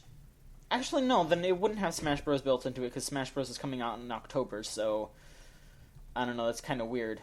Because in Japan it comes built in with Smash Bros., but I guess it's not going to here. That's kind of dumb. Yeah, whatever. I guess if you want something for Smash Bros. Right now, and you don't want to wait for next year, there you go. It looks kind of nice, but, you know... But finally, the final bit of news that I'm going to talk about Smash Bros. It's time for Mike Cosmano to check out. All of the leaks are true. I owe John a game. Yes. Oh, that's true. You do. Yeah. Fuck. No, it's not. Bats. It's not confirmed until the Duck Hunt dog gets announced.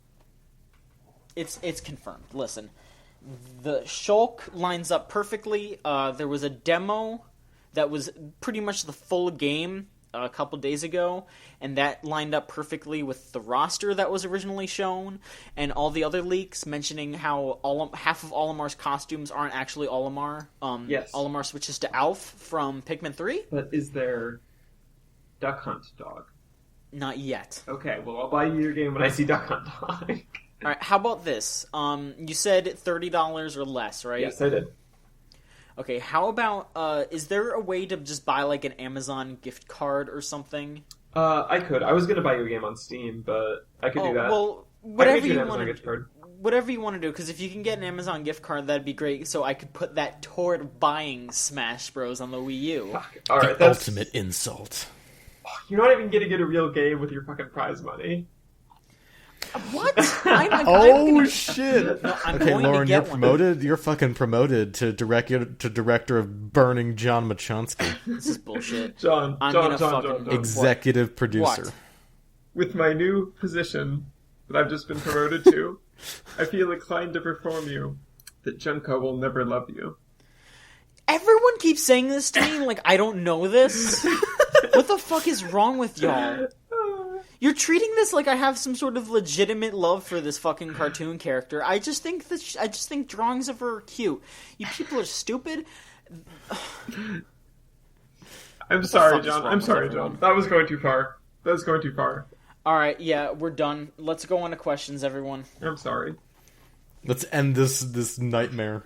I feel bad now. I'm sorry. Don't. I've been doing this for years. I've actually been doing this for years. I know, but I want to. John, can you forgive me? Sure.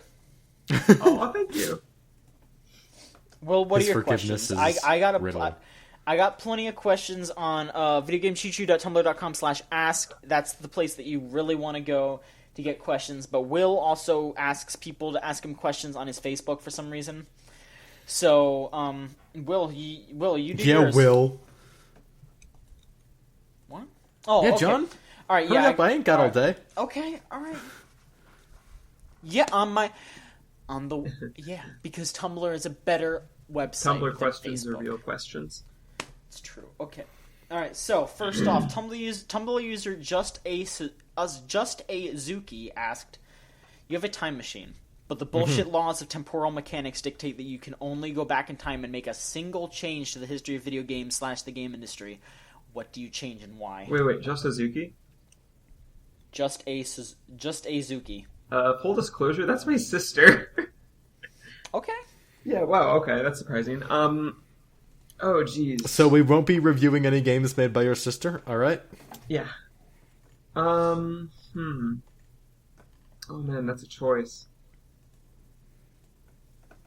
I might go back and, stop Microprose from folding. Who's that? They're an old classic 90s indie developer. They made, a lot of really good shit. They made, Fallout. They made, XCOM. They just... Oh, okay. Basically, so Microprose died because pretty much they flooded the market with too many games that were too good. That, all their games cannibalized all their other games, and they just kind of... That sounds like bragging. No, I swear to God, that is literally what they did.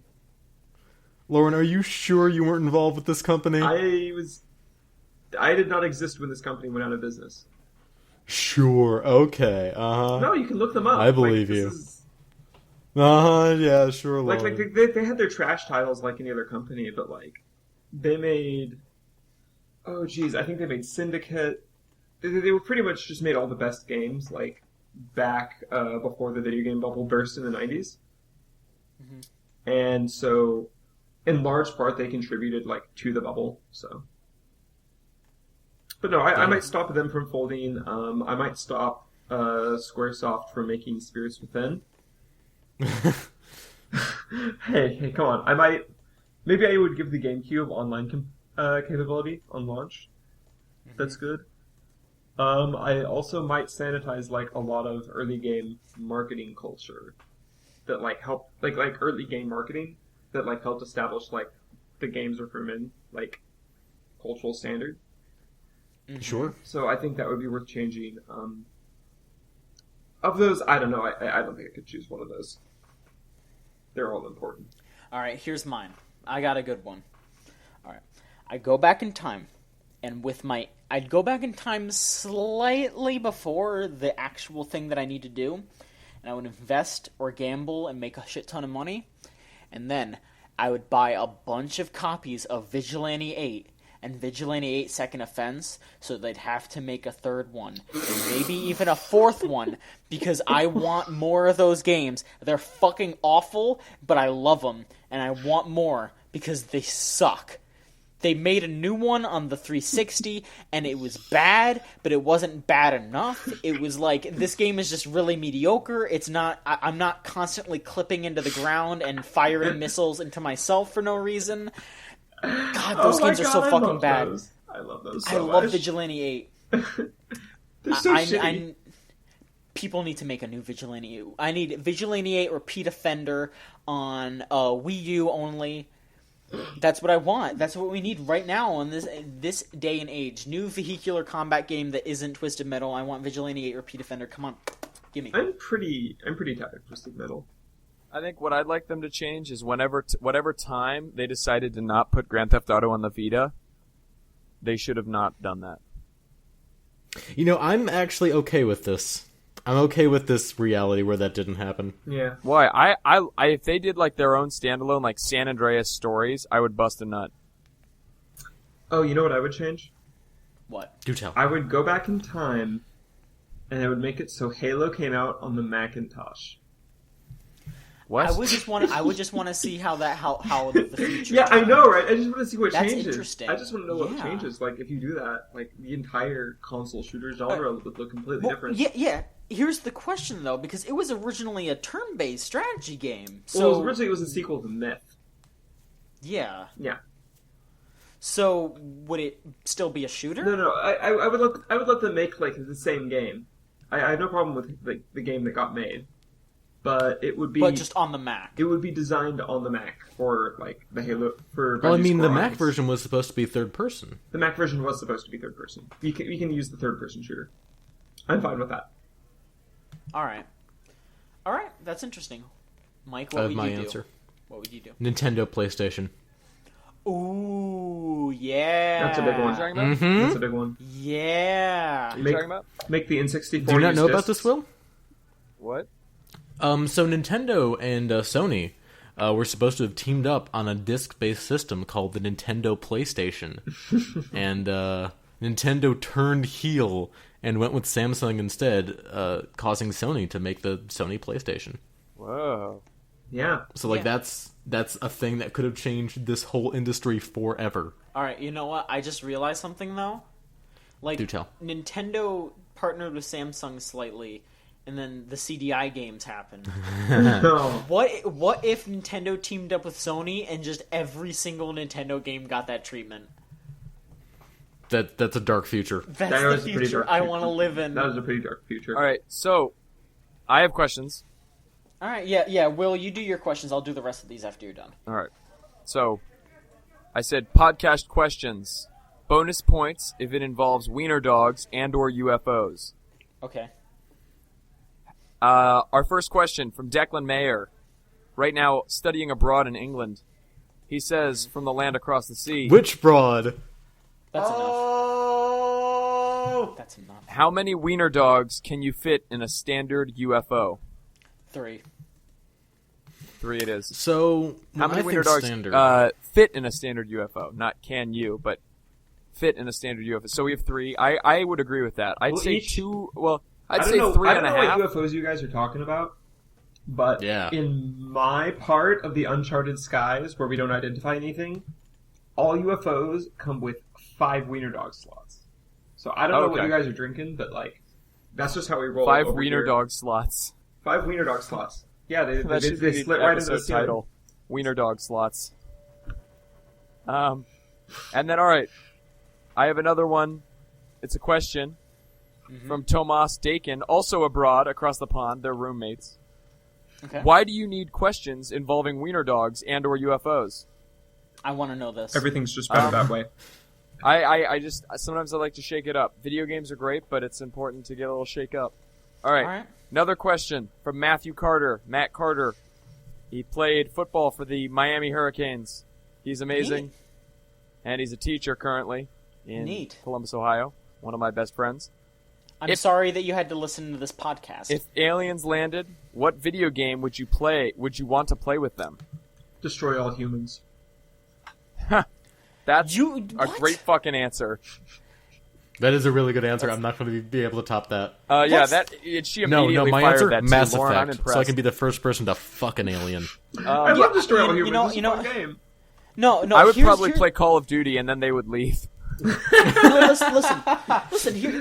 Playing Destroy All Humans with an alien is the worst thing that you would possibly do. John, if you can't beat him, join him. What? They're not hostile. They will be. Because you showed them Destroy All Humans? Listen, we don't know that. Oh my god. I'm gonna fuck all the aliens. Yeah, I think I'd play Mass Effect with an alien. I actually would probably, in all honesty, I'd probably just play The Last of Us. God.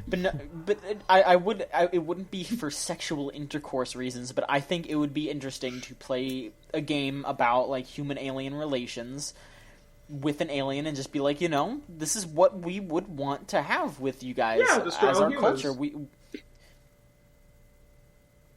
Next question, please. I'm sorry, John. Will, what's the next question? All right, next question. This is from Dan Leathery. Goes to school at Clemson. Great man. One of my besties. Yeah. How many hot dogs could you eat in one sitting with buns and water? Okay, so I actually tested this on myself over the summer. And if we're talking like sort of smaller organic hot dogs, 5. Oh. I've never done the water method, but most of the time when I'm... Oh no, I didn't even do the water method. Yeah, you just ate those? How many? I just ate those hot How many? dogs. I missed 5. it. 5. Oh, okay, yeah, nice. I could have had more, but I ran out of hot dogs. I usually eat 3 hot dogs whenever I eat hot dogs. Most of the time I just go for 2. Yeah, I go for 2 usually, but the world record is 63 apparently, or no? Oh Christ! 66. Are they okay? 69. Jesus Christ! All right, well I would have 69, huh? Maybe I would do the password for sex. 70. I feel like the person who did exactly 69, like no one else. The reason they still have the record is just because no one else wants to like change what the record is. No, they have people actively going for it, because I just looked up the world record, and it's like, in The Guardian, July 4th, champion eater Joey Chestnut, which sounds like a fucking Joey Chestnut knows my name, eats hot dogs as he participates in... Chestnut finishing 8 hot dogs short of the 69 hot dog world record. Joey Chestnut will try to put away a record 70 hot dogs in the span of just 10 minutes on the world stage. And they're like talking about all these new things. So apparently this is a very active thing. I remember watching True Life, I'm a Competitive Eater. Shit was crazy on I could see people MTV. doing like it's pretty serious if they were doing competitively. Alright, what else? I think that's about it. All right. That's all I got. All right, let's wrap this up. We got a couple more questions here. We got a question from Tumblr user Shoeless. They ask, which games are you looking forward to the most this holiday season? Smash Bros. On the Wii U.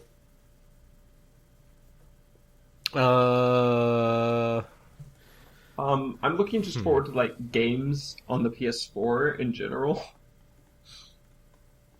For any one game, they haven't announced like news on Bloodborne, right? No, it's coming out next year. I'm pretty sure they. Okay, I just remembered like on the Sony press conference they said all of these are coming out this Christmas season. But I guess for coming out, like... Bloodborne's next year in Japan, even, so... I mean, I'm pretty interested in Destiny, just because of, like, the historical implications of it. That's what the holiday season they asked. So. Yeah.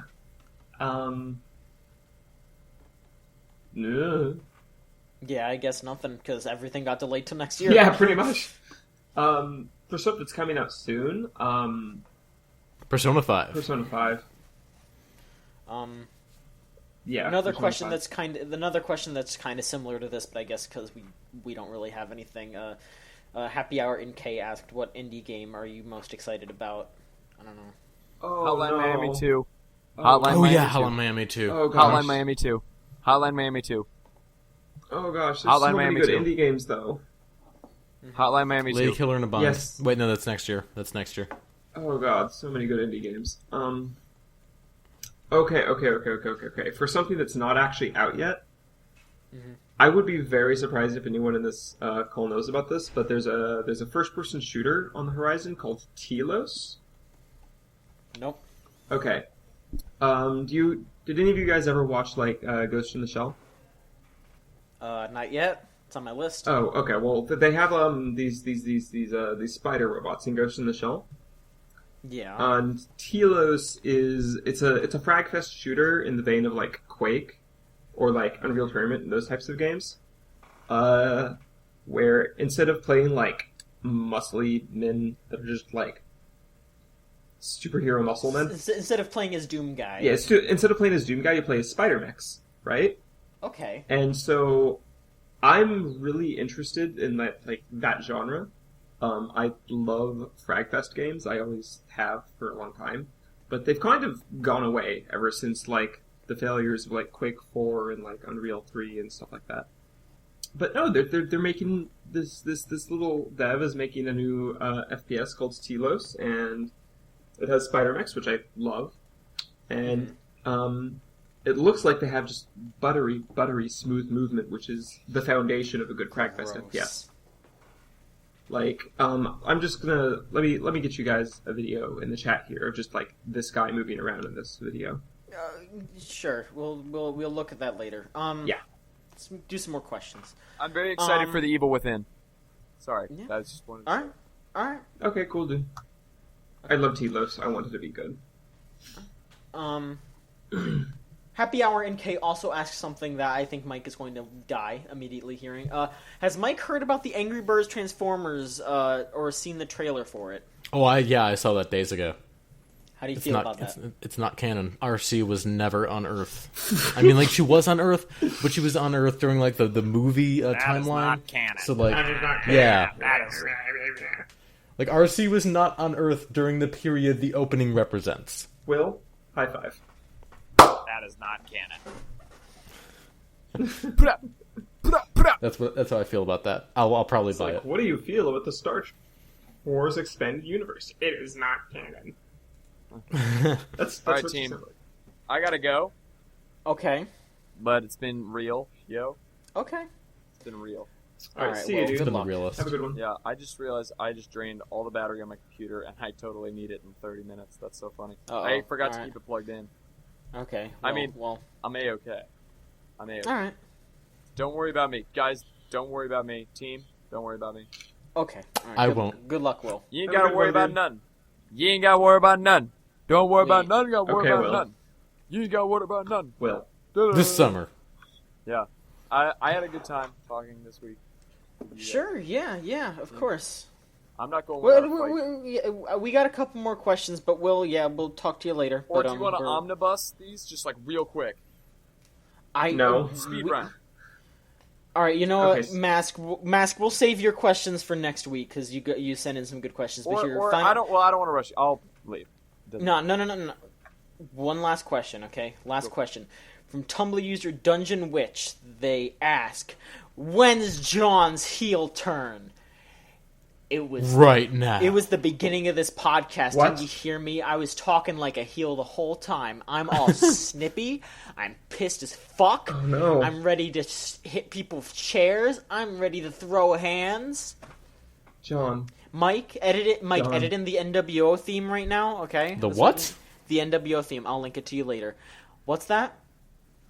I thought you were one of us, John. No How more. could you? All right, team. How I'll could see you you do around. this? Okay, good luck, Will. All right. Godspeed. You were the chosen one. No. Okay, if Will's not going to be here for this last little bit, let's do these last questions. We're almost done. Yes. Let's let's do it. Okay. Inbox Champ, the Masked Negro, asks,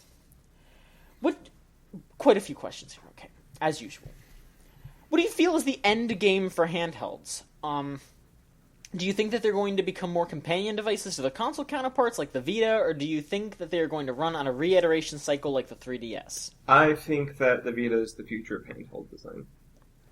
I agree. I think that the next thing after the new 3DS is going to just be a crossover between a home console and a handheld. Yeah, I think handhelds are going to continue to go the way of the Vita. You're not going to continue to see more like Game Boy Color style devices because phones are doing it and out-competing them in that space. And so I think they're going to get pushed to be more companion devices. Mm-hmm. I think the DS family has made way too much money for Nintendo to stop now. They're not going to stop. They're not going to stop. They're going to announce. They're going to announce a handheld that gets most of its content from an app store like you see on the Vita, and that's going to be a partner device to whichever Wii variant it comes out with, like the Vita. That's what's going to happen, and then they're going to slowly phase out selling boxed copies of handheld games, which has not really been a huge business for a while. Yeah. Sure. Mm-hmm. And they're going to do this as a way to try and combat piracy. Yeah. I think Nintendo's cycle of improving on a handheld, releasing new versions, is going to help or hurt the 3DS. Hurt. I don't really think it's doing that much either. I think, people are going to buy whatever's new, or they're not going to buy it. I don't know. Okay, I don't think it's going to ruin the 3DS, but I do think Nintendo is making less money than they would if they did not, and just focused on maturing a platform. That's what I think. I think Nintendo makes more money by having people buy the initial one and then putting out a new upgrade eventually that the person who bought the initial one wants to upgrade to. Well, maybe, but the margins on hardware aren't that great. The real money's selling games. I mean, of course, but yeah. Yeah, so I don't think Nintendo has that much of a motivation to sell new pieces of hardware every year. Last two questions here. Are Amiibos priced too high? No, they're the same price as everything else. But everything else is priced too high to begin with. Yeah, I guess so. Amiibos are priced to compete with the market. They're not priced to be interesting. Yeah. And finally, can Assassin's Creed stop? No, they're making 2 of them this year. They're out on the same day. Okay. Ubisoft can't stop making Assassin's Creed because the man-children need their parkour. And also, what else do they have? Splinter Cell, which I heard they're doing interesting things with. Of course, that's not coming out. Year to year. Okay, year to year. I mean, I think it would be better for the Assassin's Creed franchise if they didn't franchise it quite so hard. And, took their time on things. Unity looks cool.